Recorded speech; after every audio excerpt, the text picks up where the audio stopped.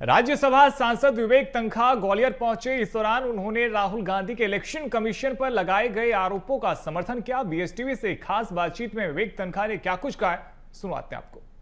पक्ष राहुल गांधी ने चुनाव आयोग पर सवाल खड़े करते हुए वोट की चोरी करने का आरोप लगाया है। हमारे साथ इस मुद्दे पर कांग्रेस के वरिष्ठ नेता मौजूद हैं, हम उनसे बात करते हैं। सर, बहुत बड़ी एलिगेशन है, पूरा गवर्नमेंट को टारगेट किया है नेता प्रतिपक्ष राहुल गांधी ने, किस तरह से देखते हैं आप? देखिए, ये मुद्दा कई वर्ष पुराना भी है।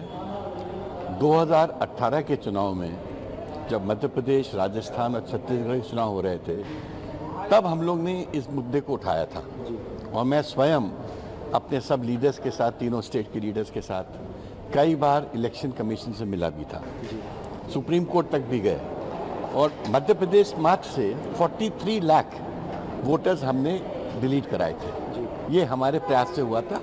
हम लोग उनको बल्कि प्रिपेयर कर करके बता रहे थे कि कौन से वोटर्स फेक हैं। जब हमने इस प्रकार से मदद करने की कोशिश की, एक प्रकार से भारत के संविधान की और भारत के प्रजातंत्र की, तो उन्होंने उस वक्त, हमको याद है, वो वोटर लिस्ट को इस फॉर्मेट में डाल दिया कि आप उसको डाउनलोड ही नहीं कर पा सकते, जो आज राहुल जी बोल रहे हैं। ये तभी कर दिया था इन्होंने, और ये नहीं चाहते कि वोटर लिस्ट की कोई परीक्षण हो।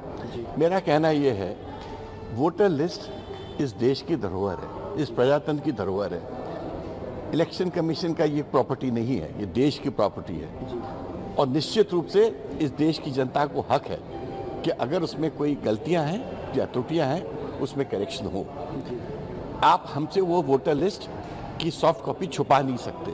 अगर छुपाओगे तो आप प्रजातंत्र के साथ अन्याय कर रहे हो।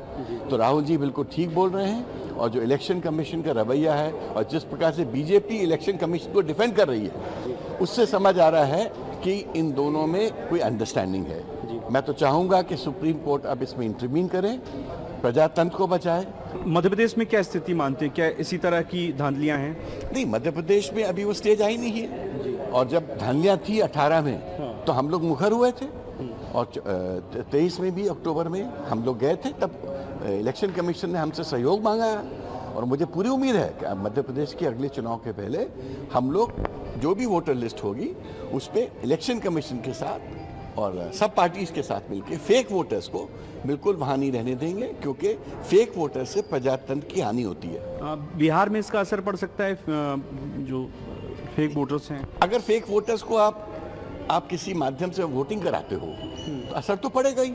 अगर 1-1 लाख वोट फेक हैं और उसमें से आपने 30-40 हज़ार भी आपने डलवा दिए, तो ऑब्वियसली असर तो पड़ेगा।